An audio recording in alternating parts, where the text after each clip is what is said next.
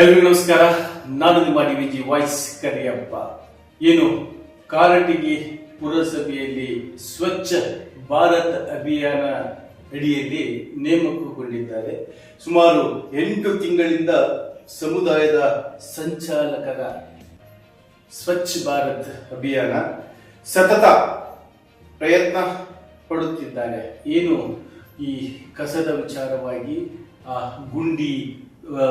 ಕಸ ಗುಂಡಿಗಳನ್ನ, ತಗ್ಗು ಪ್ರದೇಶಗಳನ್ನ ಸರ್ವನಾಶ ಮಾಡುವ ಸಲುವಾಗಿ, ಅಂದ್ರೆ ಅದನ್ನ ಸ್ವಚ್ಛ ಮಾಡುವ ಸಲುವಾಗಿ ವಿಭಿನ್ನವಾಗಿ ಆ ಒಂದು ಏನು ಹುಲಿಗೆಮ್ಮ ಗುಡಿ ಹೋಗುವ ರಸ್ತೆಯನ್ನ ಬಹಳ ವಿಜೃಂಭಣೆಯಿಂದ ಅಲಂಕರಿಸಿರುತ್ತಾರೆ.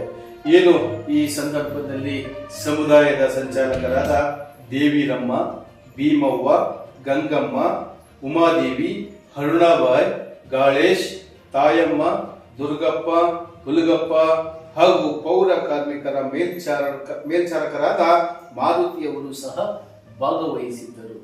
ಏನು ಆ ಹುಲಿಗಮ್ಮ ದೇವಸ್ಥಾನದ ರೋಡು ಗುಂಡಿ ಕಸಗಳಿಂದ ಕೂಡಿತ್ತು.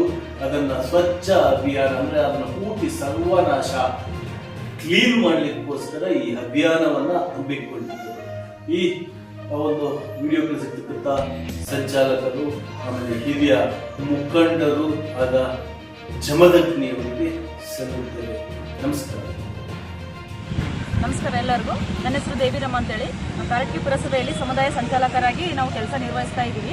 ನೋಡ್ರಿ, ಇತ್ತೀಚಿನ ದಿನಗಳಲ್ಲಿ ನಾವು ಕಾಣಬಹುದು, ನಗರಗಳಲ್ಲಿ ಹಲವಾರು ಕಡೆನೇ ಎಲ್ಲಿ ಬೇಕಾದ್ರೆ ಕಸ ಚೆಲ್ತಾ ಇದ್ದಾರೆ. ಸೊ ಅದ್ರ ವಿರುದ್ಧ ನಾವೇನು ಮಾಡ್ತಾ ಇದ್ವಿ, ಪ್ರತಿಯೊಂದು ಸ್ಥಳವನ್ನು ಗುರುತಿಸಿ ಅಲ್ಲಿಯನ್ನು ಕಸವನ್ನು ತೆರವುಗೊಳಿಸಿ ನಮ್ಮ ಪೌರ ಕಾರ್ಮಿಕರ ಒಂದು ಸಹಾಯದಿಂದ ಅಂಥ ಒಂದು ಸ್ಥಳಗಳನ್ನು ಒಂದು ನಮ್ಮ IC ಚಟುವಟಿಕೆ ಮೂಲಕ ಜನರಿಗೆ ಇಲ್ಲಿ ಕಸವನ್ನು ಚೆಲ್ಲಬಾರ್ದು, ಕಸವನ್ನು ವಿಂಗಡಿಸಿ ನಮ್ಮ ಪುರಸಭೆಯ ವಾಹನಕ್ಕೆ ಹಾಕಬೇಕು ಅಂತ ಈ ಮೂಲಕ ನಾವು ಎಲ್ಲರಿಗೂ ಕೂಡ ಮಾಹಿತಿಯನ್ನು ಹೊರಡಿಸ್ತಾ ಇದ್ವಿ. ಜೊತೆಗೆ ಸಾರ್ವಜನಿಕರು ಕೂಡ ನಮ್ಮ ಜೊತೆ ಕೈ ಜೋಡಿಸಿದ್ರೆ ಇದಕ್ಕೆ ಪರಸ್ಪರ ಒಂದು ನಾವು ಮಾಡುವ ಒಂದು ಜಾಗೃತಿ ಕಾರ್ಯಕ್ರಮಕ್ಕೆ ಅದೊಂದು ಪರಿಣಾಮಕಾರಿಯಾಗಿ ಹೊರಹೊಮ್ಮುತ್ತೆ ಅಂತ ಹೇಳಿ ಈ ಮೂಲಕ ಎಲ್ಲ ಸಾರ್ವಜನಿಕರಲ್ಲೂ ಕೂಡ ನಾನು ಕೇಳ್ಕೊಳ್ತಾ ಇದ್ದೀನಿ. ಧನ್ಯವಾದಗಳು.